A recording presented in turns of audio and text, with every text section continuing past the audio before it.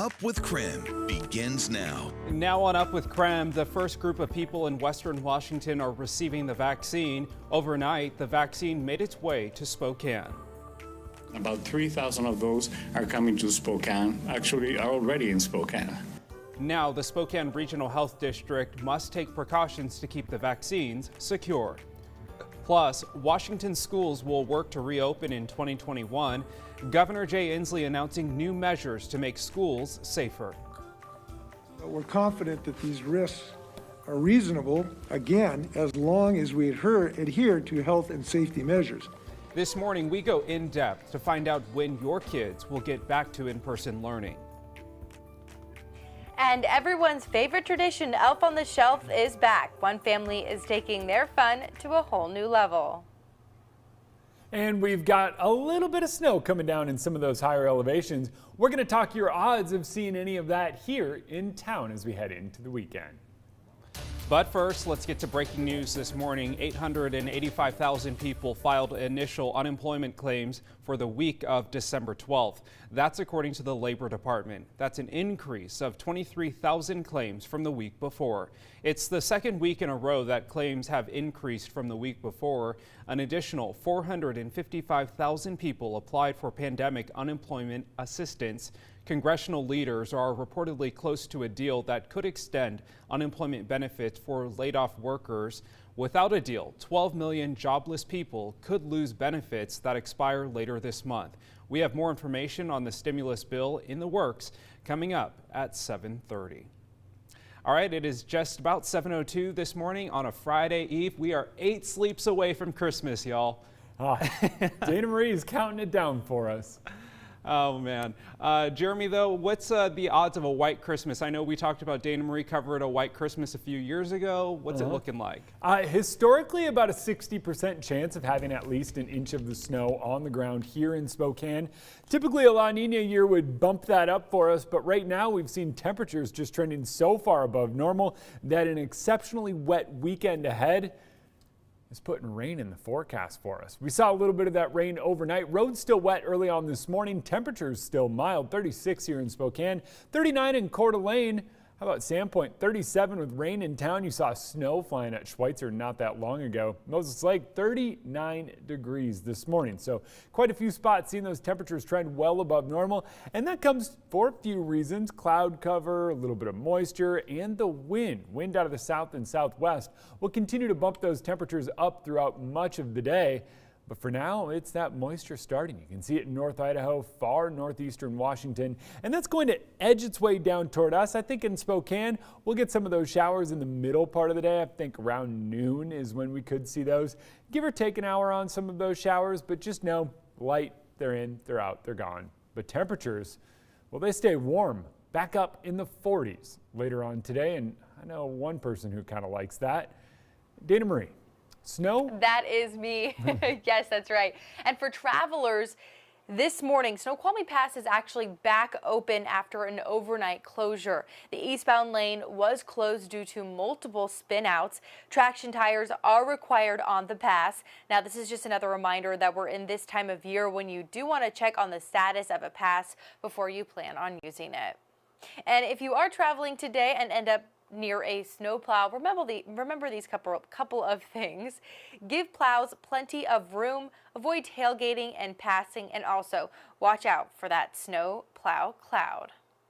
Good advice, Dana Marie. Thanks so much. Happening today, an FDA advisory committee will meet to discuss whether to recommend emergency approval for a second vaccine, the one made by Moderna. So here's what we know. It could be approved for emergency use as early as tomorrow. The Moderna vaccine is similar to the Pfizer vaccine. It uses the same technology to help someone make antibodies without a live virus. The Moderna vaccine also has about a 95% efficacy rate and is easier to store because it doesn't have to be in the same cold environment as the Pfizer vaccine. The Pfizer vaccine has shipped out across the country. Just under 4,000 of Washington's 62,000 vaccines are now in Spokane. For the time being, to make sure everyone is safe, health officials are saying they're taking precautions with the information they share. as of right now, because it's so limited, it's not extremely something that we're advertising where the vaccine is, because it is within a controlled, organized fashion that these individuals are being vaccinated. So as it starts becoming more open to the public, there will be some more guidance and more visibility on where you can get that information. Meanwhile, doses will soon arrive in North Idaho. The Panhandle Health District says they're expecting to get their first shipment of the Pfizer vaccine by the end of this week. Nearly 2,000 doses will head their way. Logistically, it's a lot, you know, and we're getting new information. It seems like every hour, but it is exciting. I mean, we're kind of seeing the light at the end of the tunnel, maybe. Well, the Panhandle Health District says they've made partnerships to have dry ice on hand to help store the vaccines. The health district said they were initially expecting their shipment to arrive today, but that's since been pushed back to Friday. With the vaccine shipped across the country, SeaTac Airport is keeping a runway open just for FedEx shipments of the vaccine. The FAA is urging airports across the country to be extra alert to the weather to keep those vaccines safe. It is not as busy as it was during the boom of the year 2019, but now the pressure is on to make sure the vaccine flights can keep coming in safely.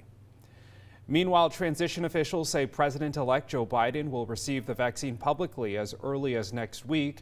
Vice President Mike Pence will get it on Friday. The White House says Pence and his wife Karen will both get it. Health officials in Alaska reported 2 healthcare workers had an adverse reaction to a COVID-19 vaccine.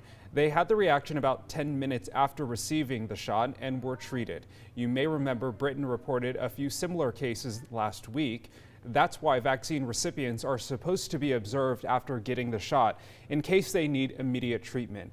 Alaskan health officials say these reactions do not change their plans to roll out the vaccine.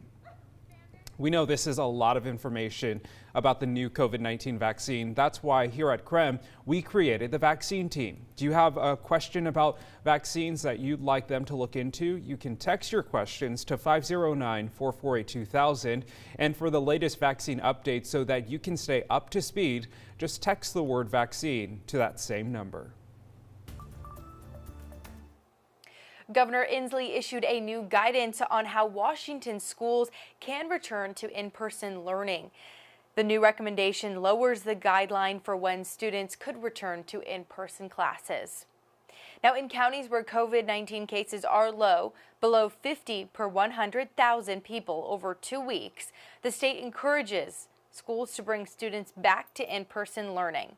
Where cases are moderate, the state says classroom learning should be gradually phased in, starting with elementary students. If a county has high case counts, schools should mostly stick to remote learning, except for elementary and high-need students. Here are some of the things to note. High school students should be last groups to return. That's because they're the most susceptible to catch and passing along the virus. The latest data shows schools have not contributed substantially to the spread of COVID-19 so far. $3 million in CARES Act funding is being allocated towards implementing health and safety measures in schools.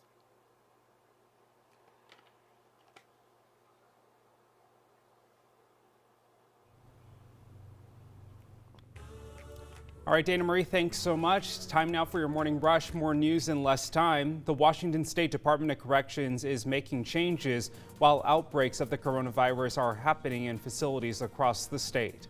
The state says they've made changes at the alternate housing unit at the Airway Heights Correction Center. That's where inmates who tested positive are staying. They say they added 5 phones, 2 honey buckets to address limited shower areas and more hygiene items and cleaning supplies. The state also says meal and mail delivery concerns have been addressed. At least 871 inmates have tested positive so far. Now to an update. A woman was found dead in her Chewelah home. Her son has been arrested and booked for first-degree murder. The Stevens County Sheriff's Office is now investigating it as a suspected homicide. Kimberly Anderson's co-workers reported she did not show up to work and wasn't answering her phone. Deputies found her dead in her home when they went to check in on her. Spokane Fire Chief Brian Schaefer has recovered after contracting the coronavirus. He says it's easy to forget public servants like himself have their own families to go home to. I was extremely careful. hand washing, social distancing, PPE during medical incidents, and I still contracted COVID. Once additional doses of the COVID-19 vaccine becomes available, eventually other first responders will get vaccinated. That includes local fire and law enforcement agencies. Well, Wednesday marked the beginning of the early signing period for college football. Defensive linemen and receivers were a huge focus for this class for Nick Rolovich and WSU. The new generation of Cougs also has high expectations. I look at this class right now and I think this is just going to add to the opportunity to win a championship. So far, 19 players are headed to WSU in the class of 2021. The Cougs added 4 wide receivers. Xavier Ward is Coach Rolovich's first official quarterback recruit. He will enroll in early January. And that's your Morning Rush. More news in less time. Let us know what's happening in your neighborhood by using the hashtag #UpWithKREM.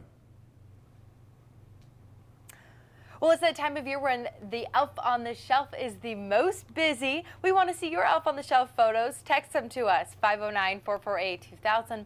Let us know what that mischievous little elf is up to, because after the break, one grandpa and grandson duo is taking a twist on this holiday tradition. They're making some sneaky videos. We're looking forward to seeing your photos. Send them our way. Well, Whoville is a fictional place most of the time, but one elementary school brought it to life. I'm kind of happy because, this year has been very, very weird. Well, one lucky group of 5th graders and our very own Nicole Hernandez are a few who get to visit Whoville in real life.